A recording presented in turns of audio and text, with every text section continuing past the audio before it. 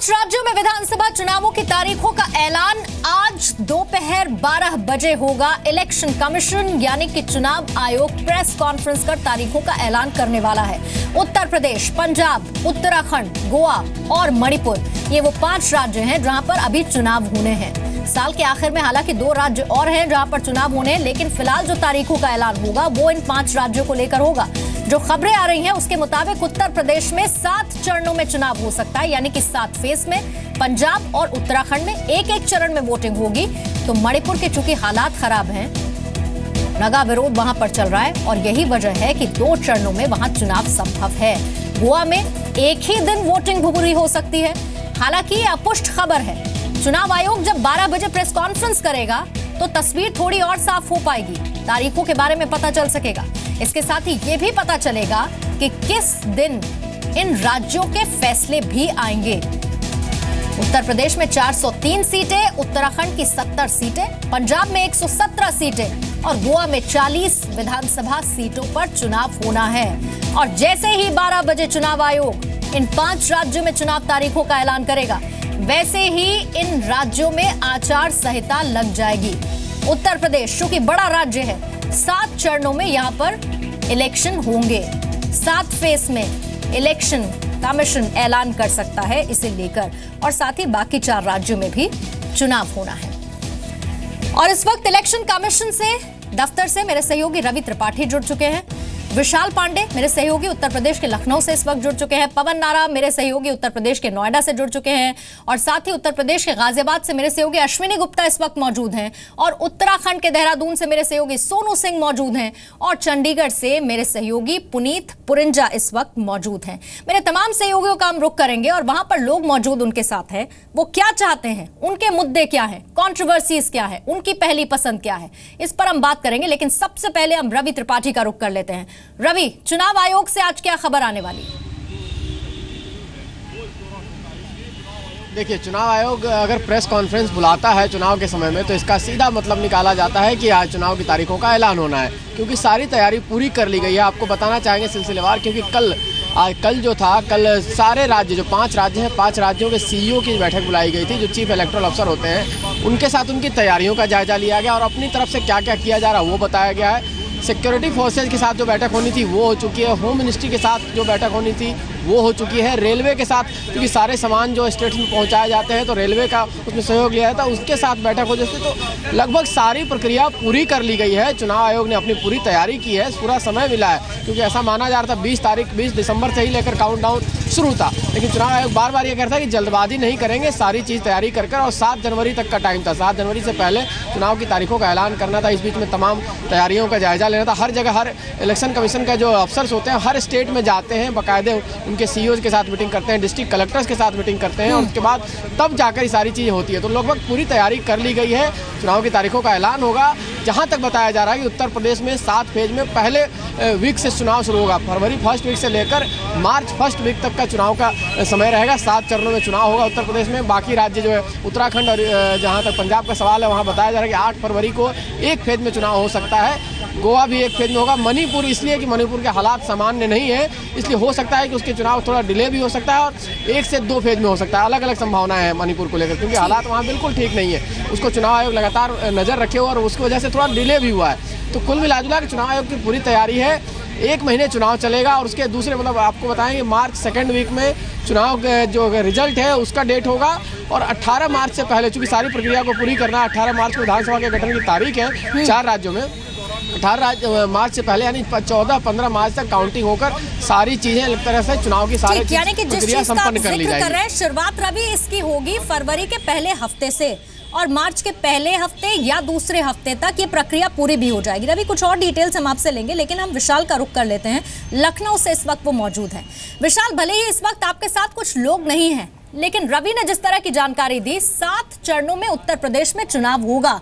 लगातार उत्तर प्रदेश का बदलता सियासी घटनाक्रम और आज चुनाव की तारीखों का ऐलान। यूपी इलेक्शंस को कैसे देख रहे हैं विशाला? देखिए, इस बार का उत्तर प्रदेश का चुनाव कई मायनों में सबसे अहम होगा। इस बार न जाने कौन से रिश्ते कब बनेंगे और कब बिगड़ेंगे, इस पर भी सभी की निगाहें होंगी। और उत्तर प्रदेश विधानसभा चुनाव में जो कुछ मुद्दे सबसे हावी रहेंगे, उसमें से नोटबंदी का मुद्दा, जो कि विपक्ष केंद्र सरकार को घेर रहा है। इसके अलावा समाजवादी पार्टी में जो दंगल चल रहा है, ये एक मुद्दा होगा। अगर हम और मुद्दों की बात करें तो कैराना के पलायन का मुद्दा हावी रहेगा इलेक्शन के चुनाव में। इसके अलावा जो तमाम छोटे छोटे स्थानीय मुद्दे हैं, चाहे वो विकास को लेकर हो या रोजगार को लेकर हो, ये मुद्दे उत्तर प्रदेश में हावी रहेंगे। और फिलहाल तो उत्तर प्रदेश के सियासी घटनाक्रम को देखकर यही लगता है कि अभी आने वाले कुछ दिनों में राजनीतिक तौर पर काफी बदलाव देखने को मिलेंगे यूपी में। और ये चुनाव वाकई इस बार यूपी का पूरे देश के लिए काफी अहम होगा। खुद प्रधानमंत्री नरेंद्र मोदी 2 जनवरी को कह चुके हैं कि अगर यूपी जीते तो आगे हमारे लिए रास्ता साफ होगा। तो यहाँ पर मोदी मैजिक कितना चलेगा, मुख्यमंत्री की पसंद कौन बनेगा और किसकी पसंद कौन सबसे आगे होगा, ये चुनाव में तय करना होगा। ठीक, विशाल, मैं लौटूंगी आपके पास। चंडीगढ़ का रुख कर लेते हैं। पुनीत पुरिंजा मेरे सहयोगी इस वक्त वहां पर मौजूद हैं। पुनीत, पंजाब इलेक्शन में क्या आप देख रहे हैं? क्या क्या मुद्दे, क्या क्या कंट्रोवर्सीज, किस तरह से रहने वाला है ये इलेक्शन? देखिए पूर्णिमा, अगर इस बार पंजाब इलेक्शन की बात करें तो काफ़ी रोचक पंजाब के इलेक्शन रहने वाले हैं, क्योंकि त्रिकोणीय मुकाबला जो है इस समय पंजाब में चल रहा है। आम आदमी पार्टी के आने के बाद और आम आदमी पार्टी की जो साख है वो भी यहाँ पर दाव पर लगी है कि वो कितनी सीटें यहाँ पर जीत सकती है। क्योंकि बहरहाल जिस तरह से आम आदमी पार्टी का पूरा घटनाक्रम यहाँ पर रहा है पूर्णिमा, और उसके बाद से साख उनकी लगातार गिरती जा रही है। वहीं अगर कांग्रेस और अकाली दल की बात करें तो वो भी कांग्रेस भी चाहती है कि वो एक बार फिर से यहाँ पर सरकार बनाए, क्योंकि पिछली बार उनको हार का मुँह देखना पड़ा था। और जाहिर तौर पर और अकाली दल चाहती है कि वो तीसरी बार यहाँ पर हैट्रिक लगाने की पूरी तैयारी में दिख रही है। तो जाहिर तौर पर सबसे ज्यादा अगर दाव पर लगी है तो वो है आम आदमी की इज्जत इस समय दाव पर लगी है। किस तरह से उनके पार्टी के ऊपर आरोप लगते रहे, चाहे वो सेक्सुअल हरासमेंट का हो, उसके अलावा पैसे के बदले टिकट देने का आरोप उनके ऊपर लगातार लगता है। उसके बाद से जिस तरह से उनकी साख गिरी है। और अगर मुद्दों की बात करें यहाँ पे पूर्णिमा, तो मुद्दे यहाँ पर SYL का मुद्दा है, उसके अलावा नशे का मुद्दा जो है पंजाब के अंदर सबसे बड़ा मुद्दा यहाँ पर रहने वाला है। चुनावी मुद्दा ये बनेगा, क्योंकि लगातार एक दूसरे पार्टी, जितनी भी राजनीतिक पार्टियां हैं, वो आरोप लगाती हैं कि यहाँ पर नशा जो है वो बहुत ज्यादा संख्या में लोगों के घर में, युवाओं के अंदर प्रवेश कर चुका है। तो ऐसे में नशा जो है सबसे बड़ा मुद्दा यहाँ पे रहने वाला है पूर्णिमा। ठीक, और कितना डिसाइडिंग फैक्टर ये रहने वाला है, कौन पसंद बनेगा, कौन सा चेहरा होगा, ये तमाम चीजें होंगी। मैं लौटूंगी आपके पास। मेरे सहयोगी अश्विनी गुप्ता भी हैं, पवन नारा भी है, उनका भी हम रुख करेंगे। लेकिन उससे पहले ये तस्वीरें आप देख लीजिए। आपको एक बार फिर से जानकारी दे दें, उत्तर प्रदेश में 7 चरण में वोटिंग हो सकती है। पंजाब में 1 चरण में चुनाव होंगे। उत्तराखंड में 1 ही दिन में वोट डाले जा सकते हैं। मणिपुर में 2 चरण में चुनाव हो सकते हैं, क्योंकि वहां पर हालात ठीक नहीं है, हाईवे ब्लॉक हैं। और साथ ही गोवा में 1 फेस में वोटिंग होगी, ऐसा ऐलान चुनाव आयोग कर सकता है। ये 5 तस्वीरें आपको दिखा रहे हैं और साथ ही मेरे 6 सहयोगी मेरे साथ मौजूद हैं, एक एक डिटेल के साथ। उनके पास भी हम जाएंगे। एक छोटा सा ब्रेक, लौटेंगे फौरन। आप देखते रहिए सीक्रेट्स। ब्रेक के बाद आप सभी का स्वागत है। बड़ी खबर यह है कि इलेक्शन कमीशन प्रेस कॉन्फ्रेंस करने वाला है 12 बजे, और इसी के साथ 5 राज्यों में होने वाले चुनाव की तारीखों का ऐलान आज हो जाएगा। ऐलान होते ही आचार संहिता भी लागू हो जाएगी। मेरे तमाम सहयोगी ग्राउंड रिपोर्ट कर रहे हैं, वहां के लोगों से बात कर रहे हैं कि उनके मुद्दे क्या हैं, कंट्रोवर्सीज क्या हैं, उनकी पसंद कौन होगी, वो कौन सा चेहरा देखना चाहते हैं मुख्यमंत्री के तौर पर, उनके प्रतिनिधि के तौर पर। रवि त्रिपाठी मेरे सहयोगी इलेक्शन कमीशन के दफ्तर से मौजूद है, विशाल पांडे, पवन नारा मेरे सहयोगी, अश्विनी गुप्ता गाजियाबाद से, और साथ ही सोनू सिंह देहरादून से मेरे साथ मौजूद हैं, पुनीत पुरिंजा चंडीगढ़ से मेरे साथ मौजूद हैं। सीधा हम पवन का रुख कर लेते हैं। पवन, लोग अपनी पसंद को लेकर किस तरह की बात कर रहे हैं? लोगों का क्या कहना है कि उनके मुद्दे क्या रहने वाले हैं, कंट्रोवर्सीज क्या हैं जो उनके वोट को इफेक्ट करेंगी? जी बिल्कुल, अगर यूपी के चुनाव की बात की जाए, देश का सबसे बड़ा क्षेत्रफल है राजस्थान के बाद, और सबसे ज्यादा लोकसभा की सीटें यहाँ पे हैं, यानी काफी कुछ भारत की राजनीति को तय करता है। पहले यूपी में चुनाव होता था कानून व्यवस्था पर, बिजली सड़क पानी पर, लेकिन अब की बार कानून व्यवस्था और बिजली सड़क पानी से ज्यादा डीएम का फैक्टर है, यानी डीमोनेटाइजेशन और डीग्लैमराइजेशन ऑफ मुलायम, यानी मुलायम की चमक फीकी पड़ी है, और डीमोनेटाइजेशन का असर क्या हुआ और वोट कैसे मिलेंगे, वो बड़े मुद्दे जमीन पर रखते हैं। लोगों से पूछ लेते हैं, सर आपके लिए आपके चुनाव में मुद्दे क्या होंगे, किस बात पे तय करेंगे? समाजवादी पार्टी का झगड़ा या बाकी भी कोई मुद्दा दिखाई दे रहा है? झगड़े हुए हैं वाजन से, और कहा हुए हैं मुलायम के में तो मायावती ठीक है। मायावती ठीक है, हाँ। तो सीधे मायावती बता रहे। मुद्दे क्या है आपकी बार? यूपी में बात होती है गुंडागर्दी की, विकास की, तो क्या विकास और गुंडागर्दी के अलावा भी कोई मुद्दा है? गुंडागर्दी के मुकाबले कहा जब हो ही रही है तो हो ही रही है। हो ही रही है। सर आपके लिए क्या मुद्दे मायने रखते हैं? मुझे मुद्दे हमारे तो मन की बात ये है कि मोदी जो आए हैं, मोदी ने ये काम सही करा जो नोटबंदी का करा है, लेकिन हम बुजुर्ग आदमी जैसे इनकी अभी कुछ समझ में बात नहीं आ रही है।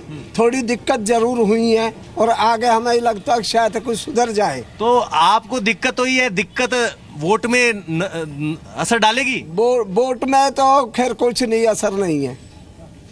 तो ये कह रहे हैं कि दिक्कत हुई है, अच्छा फैसला है, लेकिन वोट में असर डालेगी नहीं डालेगी वो वक्त बताएगा।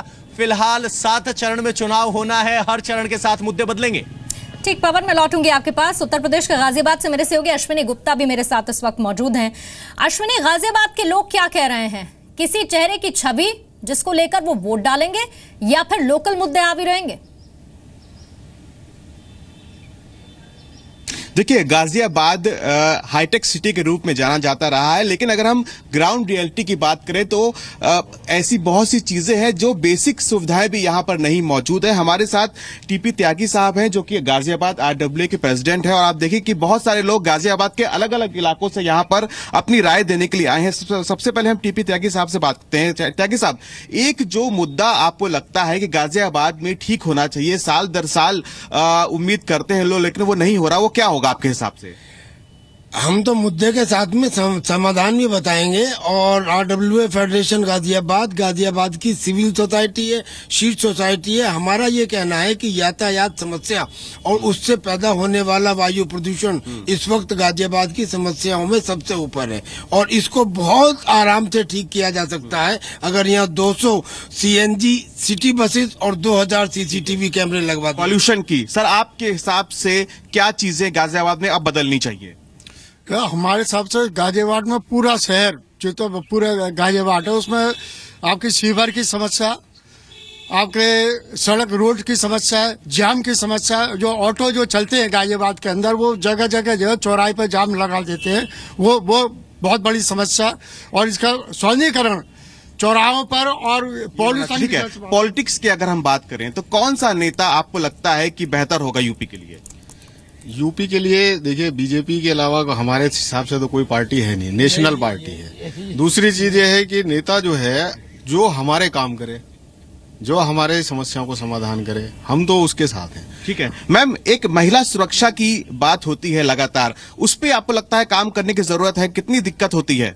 यहाँ पे नॉर्मली कोई भी लेडीज जो सी हैं आराम से वॉक नहीं कर सकती हैं। मुझे बहुत घबराहट होती है जब मैं देखती हूँ रोज ही पेपर्स में ये इतना तो तय है कि लोगों के मन में एक पसंद तो है और उनके लोकल मुद्दे भी हैं। वो चाहते हैं कि जो भी प्रतिनिधि चुनकर आए, जो भी उनका मुख्यमंत्री बने, जो भी चुनाव के नतीजे रहे, कम से कम उनकी समस्याएं तो कुछ दूर हो जाए।